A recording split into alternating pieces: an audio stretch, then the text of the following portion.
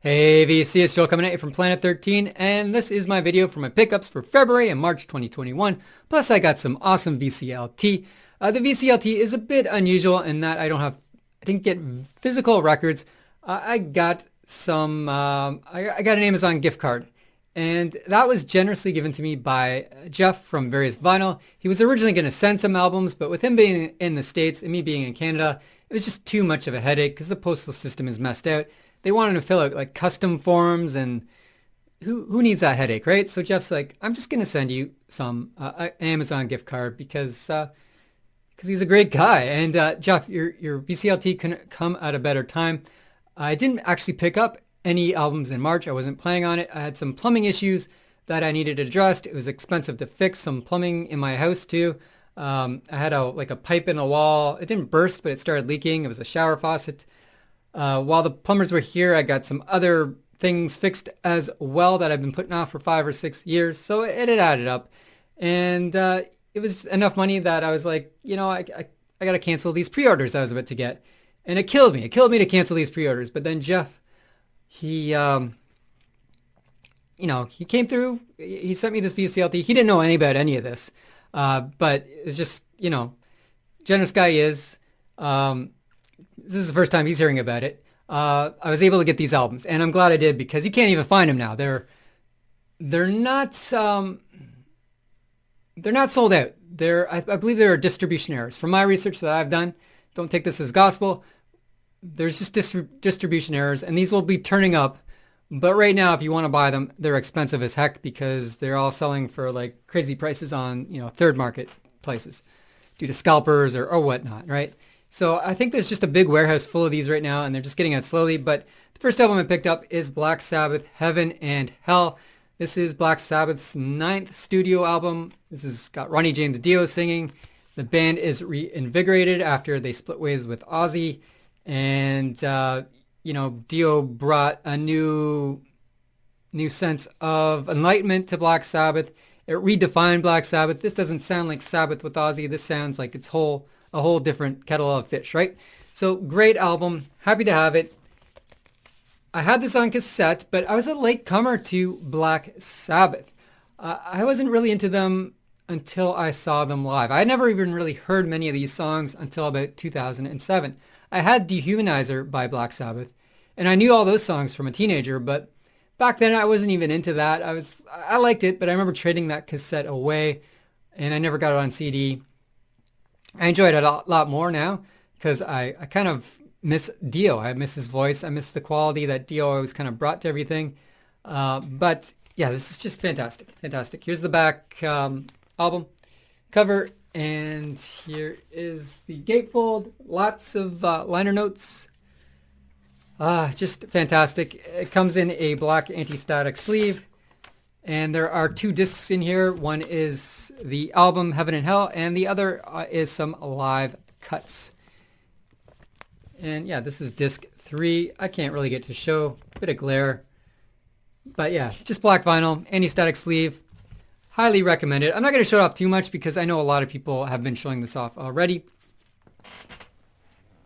And so far the consensus is everyone says it's great, it sounds fantastic. If you're worried about sound quality, don't be. Everyone's loving this pressing.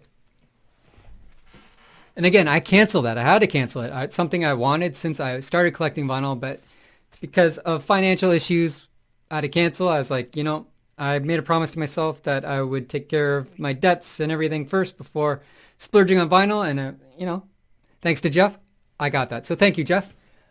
Next album, again, thanks to Jeff. Mob Rules, Black Sabbath. Second LP by Black Sabbath with Dio. The band is still enjoying their time with Dio at this point, but after they split up, they put out a live album. That was a big headache for them because apparently Tony was going in the studio and changing things, and then Dio would come in at night and change things, and the engineer was changing things, and a big mess, and they weren't talking, and yada yada. So some might say this is the last great Black Sabbath album. I don't know. I like Dehumanizer. And I like Born Again too, I think. I haven't really heard Born Again in a while, but this is probably the last perfect Black Sabbath. Again, 10 out of 10 for this. The other one's 10 out of 10. 2 LP set.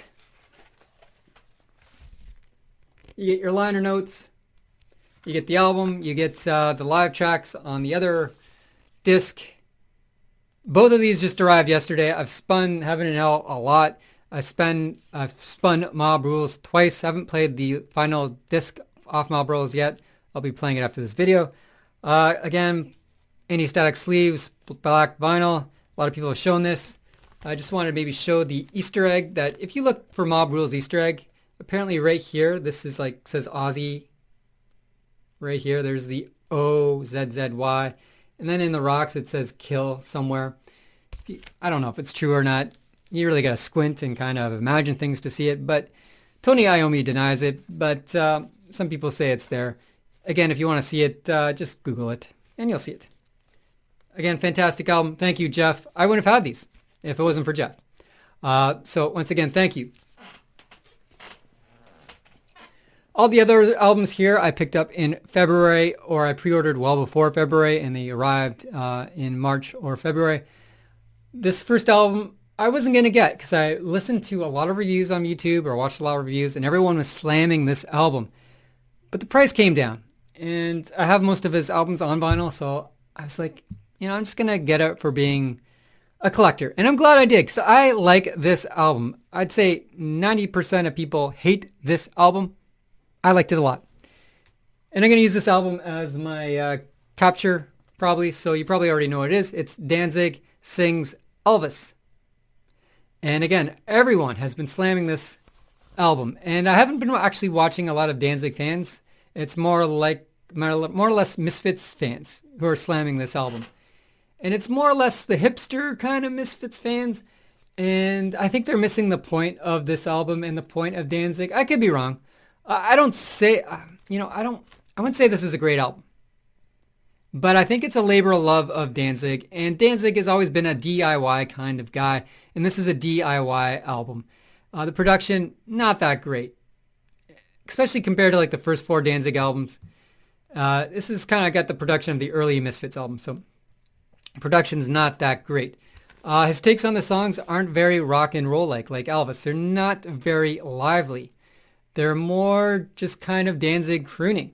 And he sings out of tune sometimes. And, his voice is aged. So it's kind of like, when Johnny Cash, remember, he kind of ended off his career doing those great albums, those Americana albums where you just kind of pick up a guitar, you do some covers and such. That's kind of the sense of this, but without that fantastic production. And I enjoyed it. It's just got a very warm feeling to it. Again, I don't recommend it. If you're like a big Elvis fan, I wouldn't say get it. If you're a big Danzig fan, I'd say stream it first. But I like this. I liked it a lot. Kind of came in an anti-static sleeve. There were some really cool variants that came out. I just got the black variant. Had I known I liked this so much, I might have sought out a cooler variant. There was some leopard print. So it's like, I've never seen it before in a vinyl, but the vinyl kind of was like a picture sleeve leopard print, I guess. And then you had a pink and black kind of leopard print version. But yeah, I like this a lot. I've listened to it more than once. I like it. Yeah. Next album I got is Detroit Stories by Alice Cooper. This is Alice working with Bob Ezrin for the 3rd time in a row. So Alice worked with Bob most famously at the beginning of his career, starting with Love It to Death, his 3rd album. Is Bob's basically first album he ever produced. First, Bob Ezrin basically cut his teeth with Alice Cooper, and then they kind of parted ways after, I forget which album. I think it was Alice Cooper Goes to Hell, or maybe with Ace and Whiskey, maybe. I can't remember. They did Welcome to My Nightmare together, and then they got together with Da Da, and Alice Cooper was methed out. He doesn't even remember doing that album, really. And they came back with Welcome to My Nightmare Part 2, and then they did Paranormal, and then they did this. And I pre-ordered this in November, and of course I got the message from Amazon, like the day it's supposed to come out, when I'm all hyped up for it, because I follow Cooper on all the social media. So for, weeks I've been seeing new albums coming out this day, new albums coming out this day, and then you get the email from Amazon where they're like, yeah, we don't know when you're going to get your album. It's probably going to come in like 6 weeks. But fortunately, it came within like a week. So happy I got it. And it's good. It's really good. I've seen a lot of people review this, they kind of went in with low expectations and they were really surprised. A lot of people are enjoying this album. Because Alice is like 73 now, people expect him to be washed up, I guess, and he's not. He's, I wouldn't say top of his game. Maybe his live act is still, he's at top form. For songwriting, I don't know. It's hard to say because Alice Cooper and albums, you need time, right? You need time. I might look back on this and think it's his best. I might not. I might like it less. Who knows? I don't know where I'm going with this, but it's a strong record. And, you got Bob Ezrin behind this. And this is probably Bob's least kind of Bob Ezrin album. It's very kind of stripped back. Usually with Bob Ezrin, he's known as like the producer who throws in everything, including the kitchen sink, right? You look at Dynasty, you look at The Wall, you look at those early Alice Cooper albums with the horns and the bells and the whistles and the piano and the organs and all that. This doesn't really have a lot of that.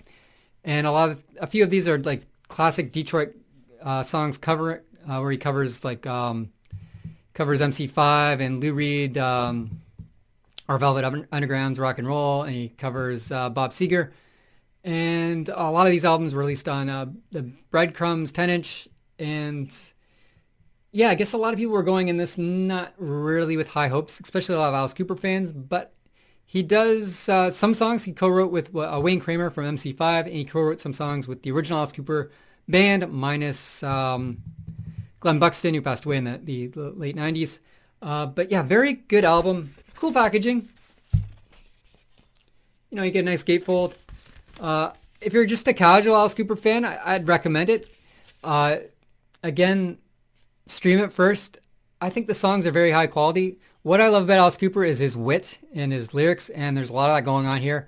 And I think this album kind of just encapsulates, I don't know what I'm saying here, encapsulates, whatever, you know what I'm saying, his entire career. Like, a lot of these songs could sound like they're off his earlier albums from the 70s with the original band.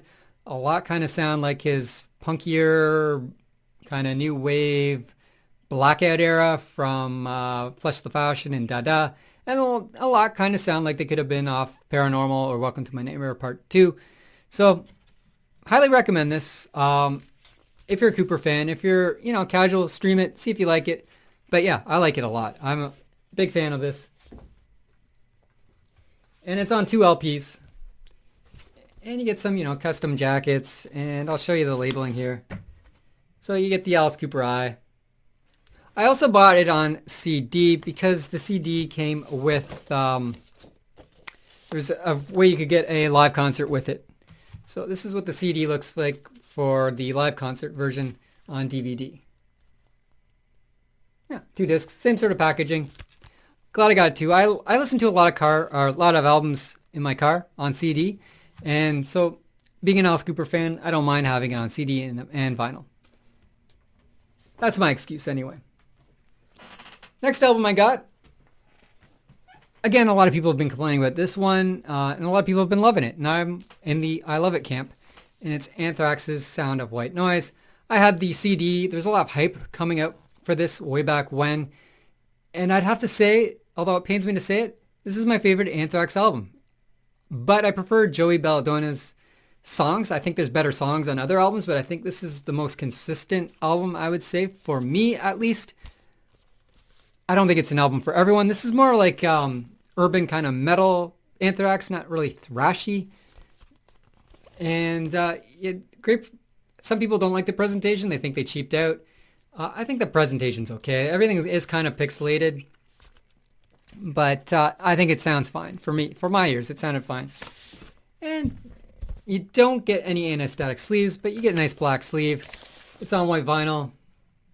It kind of has a bootleg quality to it, but these are apparently official releases by Anthrax. They had a few other albums come out. So this is the John Bush era, where they fired Joey Belladonna because he didn't really want to do much with the band. He wasn't writing. He wasn't contributing. At least that's my take on what I read. I don't know what's true or not. Who knows why they fired him. It was a big thing back then, getting rid of your lead singer and then watching your sales plummet. But yeah, I never listened to the other albums after this, but I always liked this one. And I don't know why I didn't listen to the other ones, but I never did. I didn't pick it up on vinyl because they released them all at once, and I didn't know if I liked the other ones, and it's kind of pricey, so I just got this for now. And maybe one day I'll get the other ones. Who knows? Next album I pre-ordered in December. I got it on sale, but they finally shipped it in March. And that is Thin Lizzy Renegade. So this is second to the last album by Thin Lizzy. Bit of shine on here, bit of glare. You can see me on my screen there. Yeah, simple presentation. Their last album was Thunder and Lightning. This is their second last. Just a, simple presentation. No inner information. Not a heavy album like Thunder and Lightning. There is one heavy song on here called Angel of Death, and Thin Lizzy, or Phil from Thin Lizzy, debated if he was going to put it on. He's like, we're not a heavy metal band. This song's very heavy metal-ish. I don't know if I should put it on.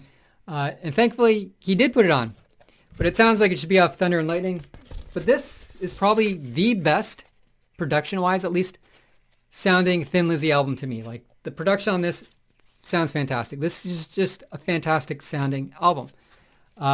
Again, not very heavy compared to Thunder and Lightning, more in line with his kind of classic Thin Lizzy sound.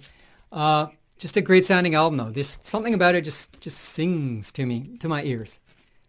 Highly recommend it. Thin Lizzy, again, isn't that popular in North America. Never hit it big here.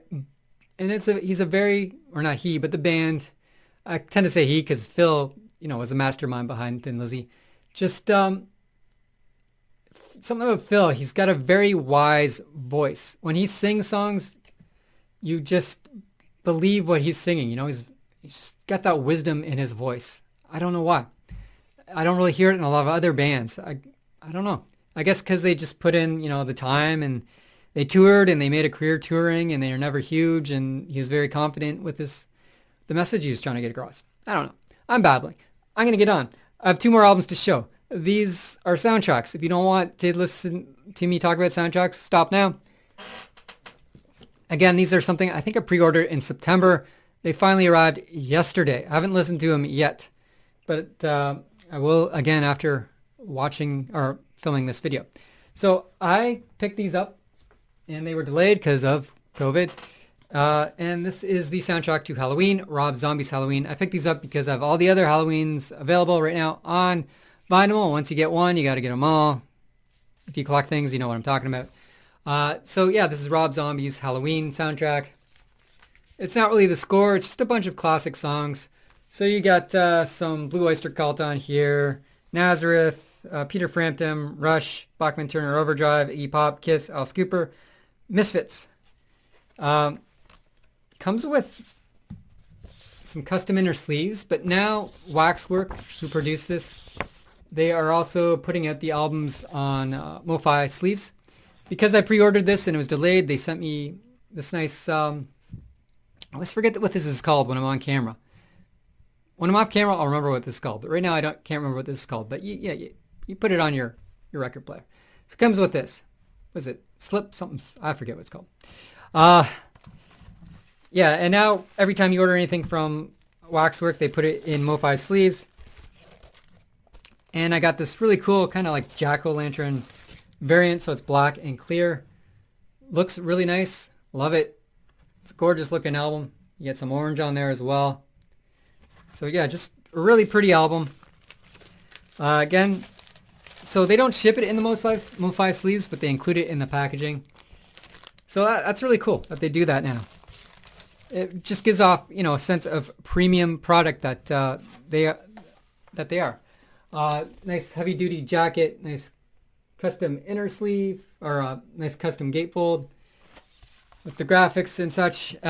Also a nice big, well, first of all, you get this nice print as well with more information about the credits on the back. And then you get like this mammoth, I think it's like 12-page booklet with stills from the movie. And I'm not going to show it all because there's some gory scenes in here, but it's all kind of like this. So it shows who was in the movie, and you get some nice stills. I can't show everything. Again, it's pretty gory in some spots because they show some special effects, but very cool. Very awesome. It's got a message from Rob Zombie in here as well, explaining his vision for the movie. I think it's in the booklet. and I will show that. And I won't show that because I can't find it. So it must be on an inner sleeve. Yeah, here it is. So yeah, you get a nice little note from Rob Zombie as well. And then my last vinyl I'm going to show is I picked up Halloween 2 at the same time. This is only one disc. Not a lot of songs on here. You get the Moody Blues, Scream, Rod Stewart, Motorhead, Foghat, and John 5 doing a sound theme, and Tyler Bates doing some themes. So it's a mix of like dialogue themes and popular songs during that era. Halloween 2 by Rob Zombie. Not a lot of people like it. I don't know where I stand with it. I was going to rewatch it recently. I remember watching it and not liking it that much, but I appreciated they tried to do something different. Again, you get a nice 12-page booklet. I can't show very much of this because it is very, very gory. That same kind of idea. Just lots of shots from the production and whatnot. And this vinyl, I wasn't going to get it. And then I saw the vinyl and I was like, I really like how this looks. So I picked it up. And it's just kind of got like just like a candy kind of, like a lollipop Halloween candy kind of like look to it. So I thought that was really cool. And then there's the other side of the disc. And again, they included a MoFi sleeve. This all just came yesterday. Again, I haven't listened to it. What I've read though, it sounds pretty good. There hasn't been many production issues from what I've read from people who've gotten theirs. Another nice print, which is cool. Can't remember if I showed the inner fold, gatefold. I didn't think I did. But yeah, you get a nice little gatefold here. There's the back. And yeah, I'll just finally show the inner sleeves and then I'm done. I'm out of here. You're out of here. We're all happy. So here's the inner sleeve. And this one, yeah, you do get the message from Rob Zombie. That's what threw me off. His message is in the booklet on this one. And then there it is there. So yeah, very cool. That's off of Waxwork Records. You can still buy it. They're still in print. Anyway, until next time, cheers.